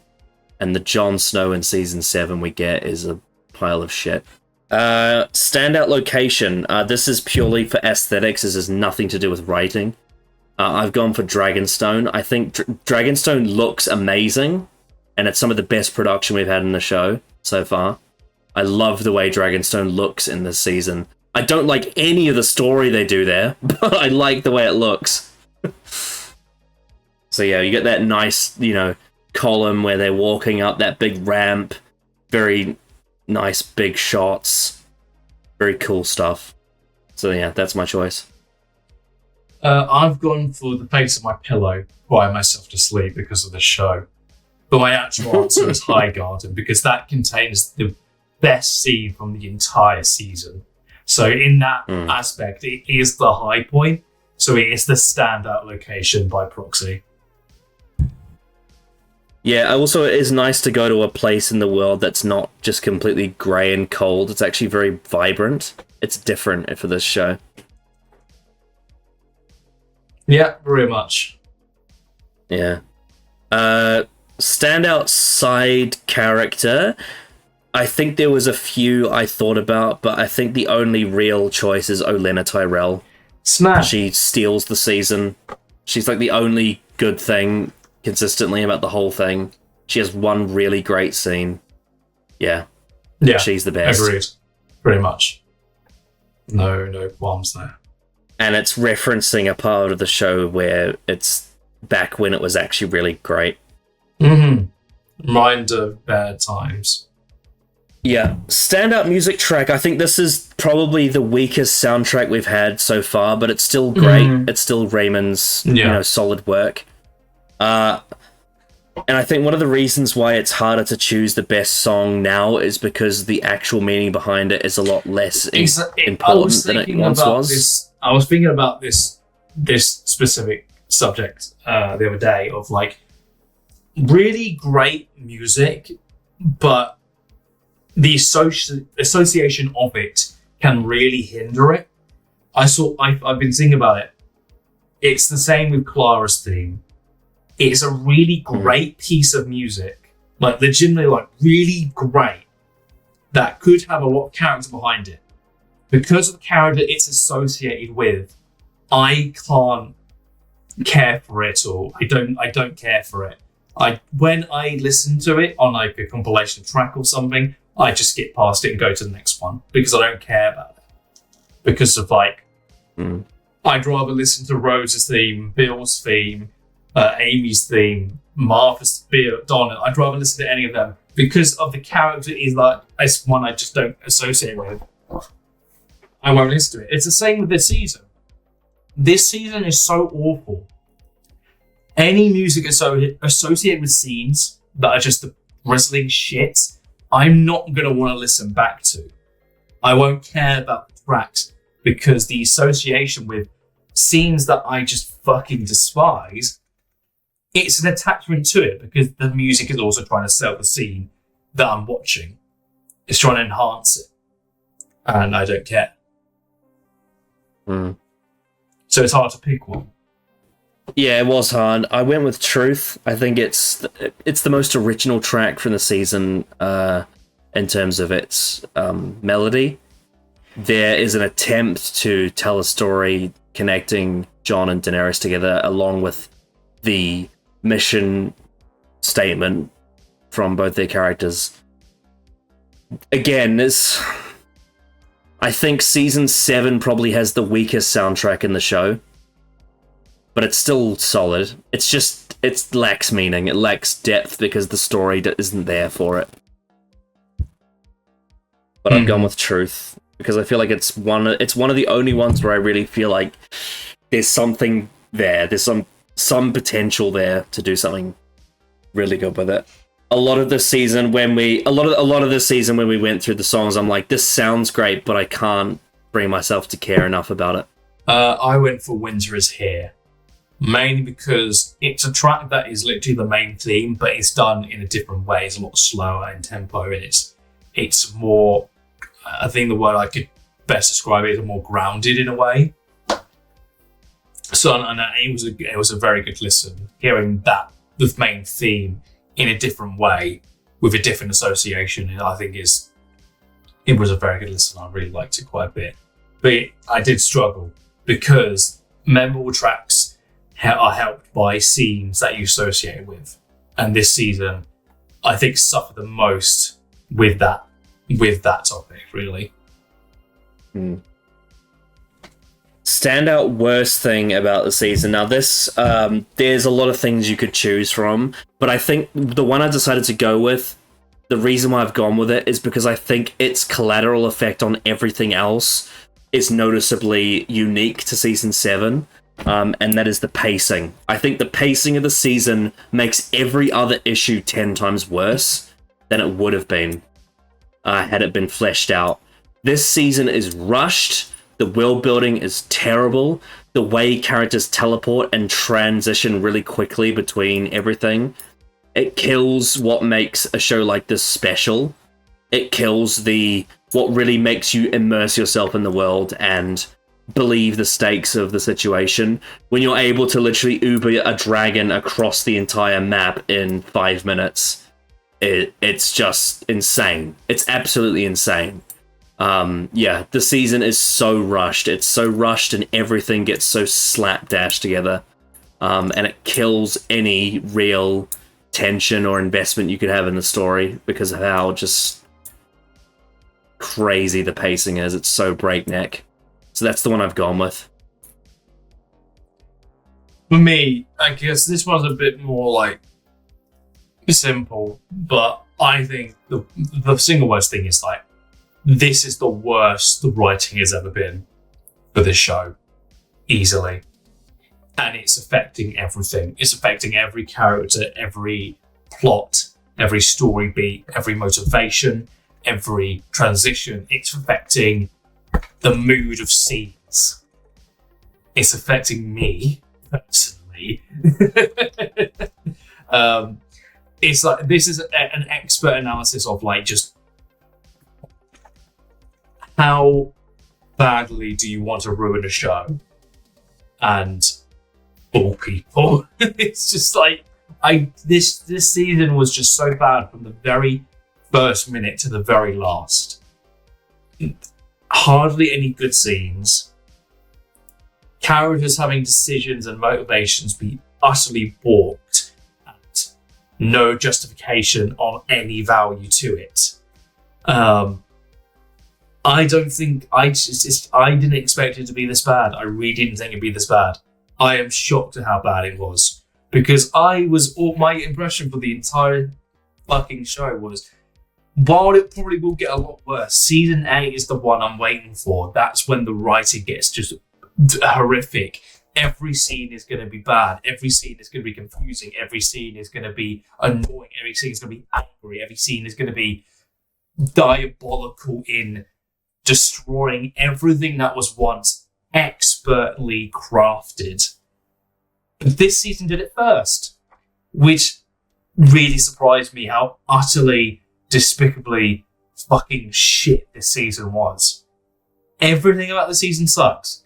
Everything about it sucks. And the writing is just surprisingly just so inept of telling a story that is actually coherent. What the fuck were they thinking? What were they thinking? Fucking hell. Do better. Episode ranking. This time we only have 7 as opposed to 10. This honestly wasn't that easy, because some of these episodes are like equally terrible in like different ways for me. But I've decided to just go with like my personal gut instinct. I'll start. My number 7 is Beyond the Wall. Ooh. Yeah. Yeah.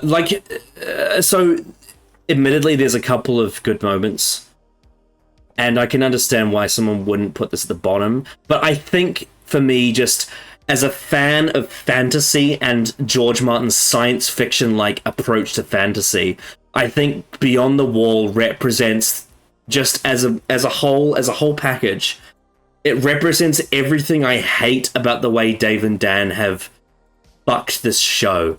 From the way that they kill the stakes of the world, the characters are all dumb, the dialogue is all unfunny, cringe, just juvenile, terrible, not funny humor. The stupidity of the plot armor and the way that they handle the antagonist of the story, the entire plan behind what they were doing, the waste of a character like Benjen or like Thoris of Myr, the needless indulgence of the zombie polar bear from Dave and Dan is just insulting, like what they did with that, with how much they just wanted to put themselves in the show. Then let's not forget the scenes with Arya and Sansa at Winterfell, pretending to have beef with each other, like pulling out the masks out the bag. Some of the most insufferably annoying dialogue in the show. Jon and his fighting and staying under ice cold water, Dany traveling across the world. It's just an absolute bloody disaster from start to finish on every conceivable level. And it's just such a pure example of how to not write television, that I feel like the reason why this is my bottom is that maybe it doesn't damage Game of Thrones as much as like the episode before or the episode after it.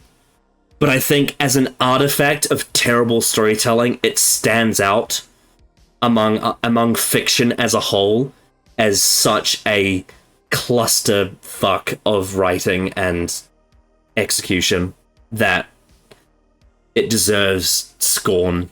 Like, it's such a dumb piece of television. So that's why it's my number 7. What's your number 7? This was a last minute change. It was between 2 episodes. Yeah, my number 7, and I think I said it after we finished watching it, that it was one of the worst things I had ever watched. My number 7 is Eastwatch. Blah, blah, blah, blah, blah. Genuinely, one of the worst episodes of TV I've ever watched. Just nothing good. Nothing good about it. Fucking every scene is a joke. Every scene is incoherent. Characters are just an absolute mess. And the plot armor is insane. Right at the start, you're hit with a fucking avalanche of how the fuck did they survive what just happened? Who cares? We'll just move on. Generally, utterly disgusting of an episode. So fucking awful. Eastwatch is generally one of the worst things I've ever watched. It's so terrible. I absolutely despise it. Yeah, well, my number 6 is Eastwatch. Like you said, this is probably the first episode of Game of Thrones ever where there's not a single good moment. Every scene sucks, every character sucks, every writing decision sucks. It's pathetic, boring, stale, poorly paced, poorly thought. The plan they have to take the White Walker to show Cersei is one of the most insane things I've ever seen in a TV show. Dickon Tarly sacrificing himself is laughably stupid. And yeah, the whole thing at King's Landing with Davos and Gendry is just weird and so bizarre. Yeah, Dave Hill wrote an unbelievably garbage piece of TV. And Arya and Sansa's scenes are unwatchable. They are unwatchable. Terrible television. Yeah. Hate Eastwatch. I guess maybe Jorah Mormont and Jon Snow's eye contact is pretty monumental. But that's like the only good thing in the whole hour. In the entire hour. It's like one look. One look between two characters. Yeah. Just dreadful, dreadful television. What's your number 6? My number 6 is The Dragon and the Wolf. What a joke of a last episode. Just sitting around like a bunch of arseholes in a semicircle. Tyrion doesn't get killed by Cersei for some reason, even though he probably should get killed. Fucking Littlefinger. Oh, God. One of the worst scenes in the entire show. Easily. And just what a fucking terrible way to end a terrible season. Diabolical again.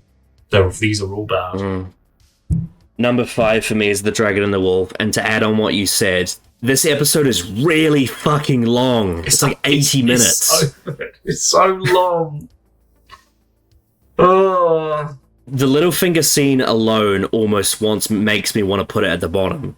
Because it's so bad. It's such an insulting... I did have it at the bottom for a while, and then I changed it in the last minute.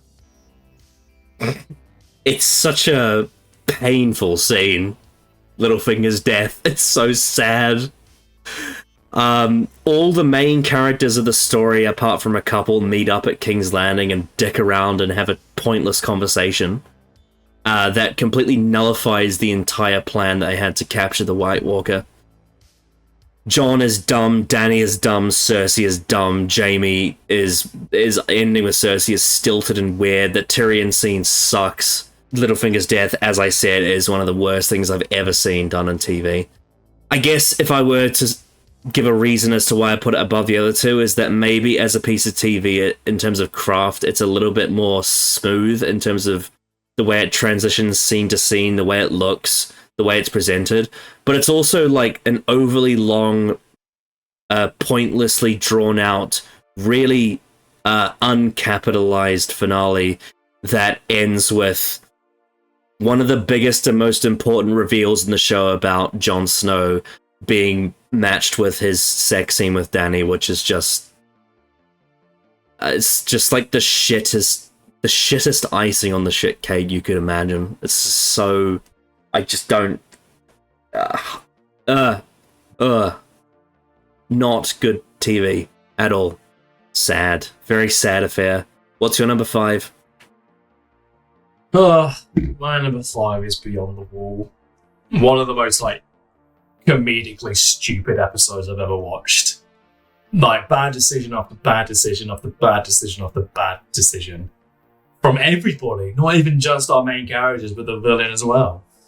And the fake drama of, oh, Dani has to make a choice. Does she go? Really fucking stupid. And then the dragon dies really badly. And yeah, there you go. Now the zombies have a zombie dragon. Fucking stupid. And there's a stupid plan as well. Fucking awful. Yeah, this was like easily one of the like, in terms of just IQ, dumber episodes of the season. Easily. You haven't mentioned two very major things. Firstly, Sansa and Arya's scenes are unbelievably Those terrible. were terrible too. Those were awesome. Yeah, and then also this is the episode where Jon bends the knee to Dani, and it's just such a pathetic scene. Well, yeah, that as I mentioned, as when we talk about Jon, and yeah, that's terrible way. Just dumb. It was the dumbest episode of the season. Mind-numbing TV. Zombie polar bear. No. My number 4 is the Spoils of War. Snap. Yeah, controversially because it's the most popular of the season, but it sucks. It's Everything terrible. about it It's a really sucks. shit The battle, like, it looks cool, but it's really dumb. Like, the burning of all the crops, and the Jaime going to kill Daenerys, and then Drogon going to burn him, and Bronn tackling him. Tyrion's reaction is stupid. I guess the novelty of the Dothraki coming over the horizon is something that Robert Baratheon teased in season 1, but it wasn't worth it. Bronn's POV sucks. And everything in the episode before it is also shite as well. Like, it's not just the battle. Like, there's other things that are in the episode that also suck. But the whole thing is wank. Remember the whole Io Rise of Winterfell and all that fucking stupid bit? Yeah. Show some Quins in that episode. That's the only episode he's in. Yeah, and then somehow, like, Dany just talks to Tyrion and then goes, yeah, I'm gonna go and sort things out, and then immediately is at Highgarden, which is just weird, like, wild how they traveled that far so quickly. They invented teleportation off screen. We just didn't see it. Yeah. All the dialogue sucks as well. Yeah, like, really bad. all of it. It's really all terrible. Bronn laughs at Dickon's name. Lovely. Yeah. Ugh. Shit pile. Yeah, you snapped, so what's your number 3? My number 3 is Stormborn. Snap. Yeah. The fact that there's top 3 and it's still an insanely shit episode is It's fucking... like this is the, like, main Euron Greyjoy episode. Yeah, I know. Fucking hell. Just... fucking... Oh, I hate it so much. It's just... the characters are just so lame. All of them in this episode. It's just... The only thing that's, like, somewhat redeemable is kind of Sam. Kind of. Because of what he does. It's like... he's doing a good thing. He's being a good person. So that's, like, something, I guess. And all the people around him are just, like, old people who are dumb. My god, Dany's conversation with Varys is genuinely insane. It's like, what is going on? We need more allies. Oh. Yeah, that's all going down. Jon and Sansa. Yeah. Oh. They just won't stop chatting shit in front of everybody. Yeah. Yeah, Stormborn's quite terrible, but somehow better than everything else before. So weird. Yeah. So weird. And the dumb battle as well at the end. Yes, yeah. Really stupid. Uh, We must have fighting. Theon escapes somehow. Yeah, he just yeets off the boat and doesn't get caught. Yeah. Yeah. My number 2 is Dragonstone. Yeah, I mean, look, it's bad, but it's also not as bad as the others. Like, it's stale. It's just not a very good episode of TV, really. I think my least favorite aspect is the fact that the castle was left completely Yeah. unguarded. Like, Stannis and Cersei are made to look so dumb. How was the second best episode of this season the one with Ed Sheeran in it? Yeah, true. Yeah, Stannis and Cersei are made to look really stupid because the castle being unguarded. The next episodes, very good scene at the Two end. very good scenes. Yeah. There's like two very good scenes in the Queen's If those Justice. didn't Yeah, exist, but the Ed Sheeran episode would have been the best episode of the season. yeah, because like Jim Broadbent gets some good stuff like to act with as Ebros in this. Yeah, I when guess he's in it, his acting is good and it's enjoyable to watch. Yeah, but like also let's not forget Dragonstone is the episode where like they do the insane thing of Cersei's attack on the Sept of Baelor is not at all considered a terroristic threat. This episode is still really fucking awful. It's it's like just below like average compared to everything else. At best. Yeah. Fucking Well, hell. I gave it a 4.5 at the time. But it's probably like a 4. I guess we know what number 1 is.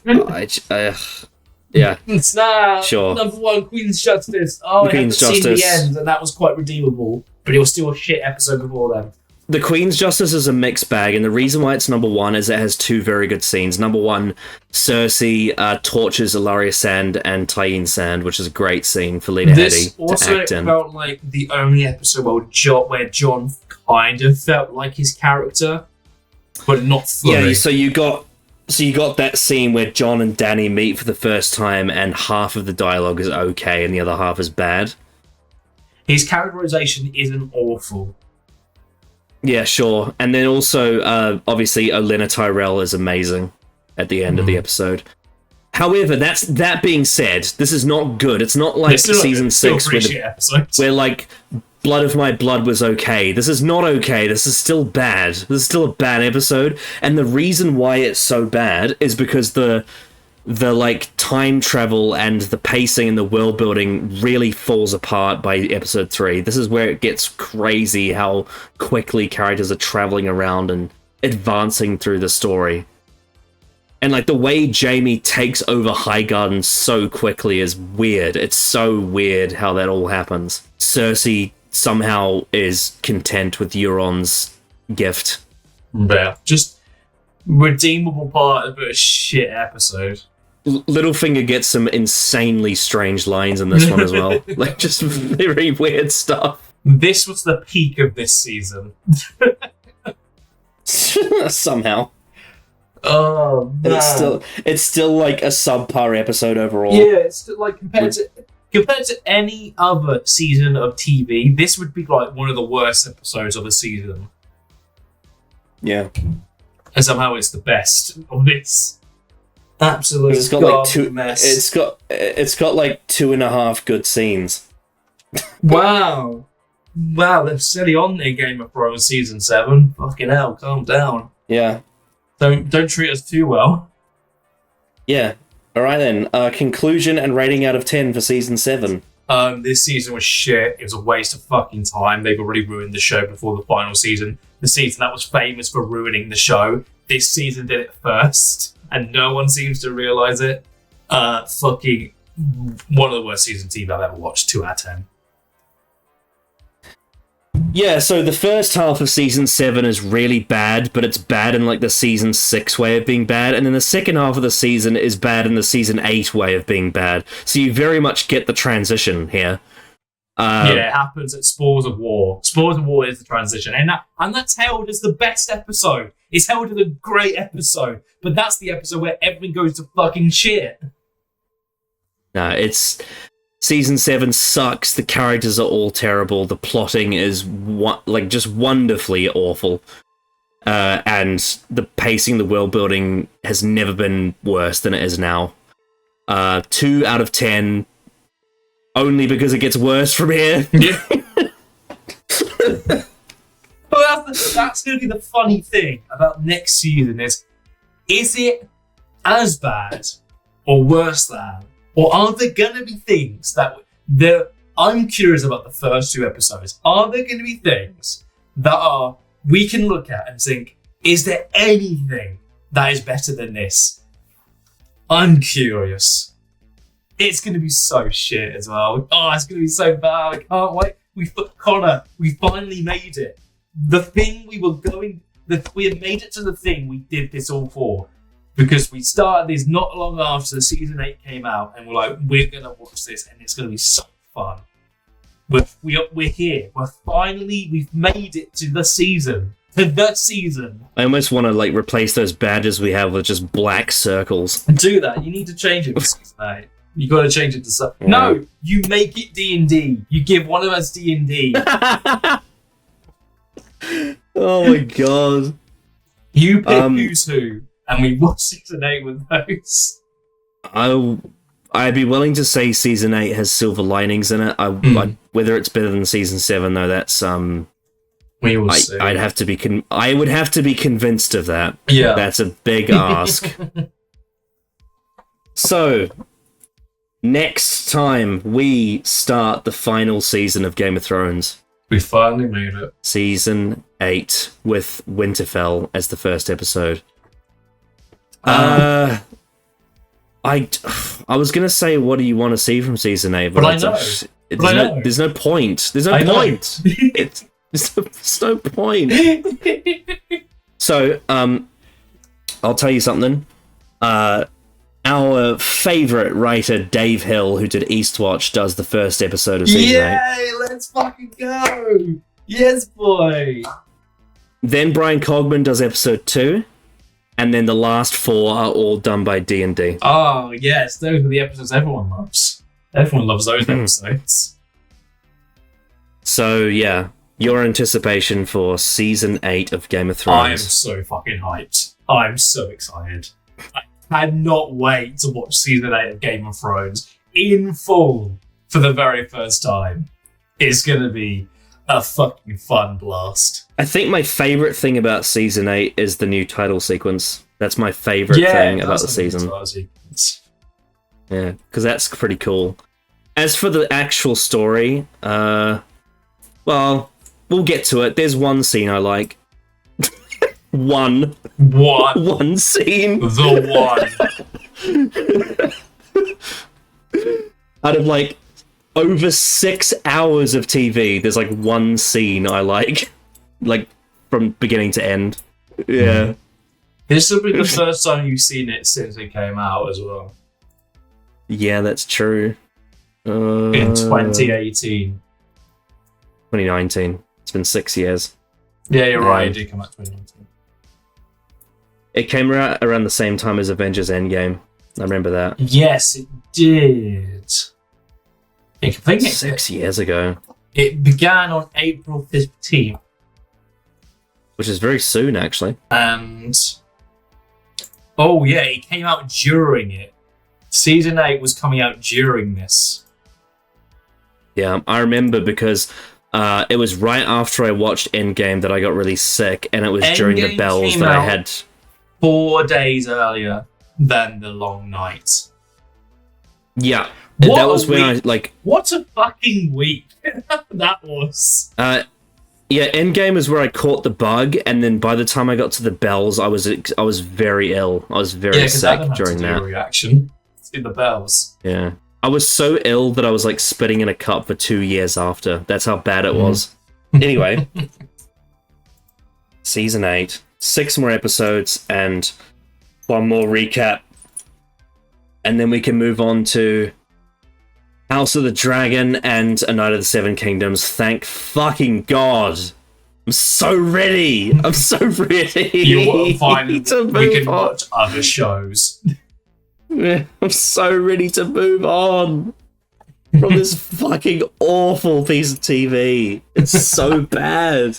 You know, have I told you that that Dave and Dan pitched an idea for a show that would be like an alternate form of history where slavery was still legal in the modern day? Did you know that they tried to do that? Why would they suggest that? That's strange. Yeah, like they're doing fan fiction with slavery. That's what they were doing. God. But if it was still a thing, life literally would be like so different. Like, no, you couldn't put but imagine, going through London, Victoria with slavery. No, it just would. None of that would. Yeah, what are they thinking? Man? Can you imagine those two writing about it as well? With their expertise. Otherwise, my brain will melt. It's yeah. So the next videos we do are going to be very special. We got a lot of fun moments to look forward to. Oh, it's all coming back to me now. It's all coming back to me now. I remember.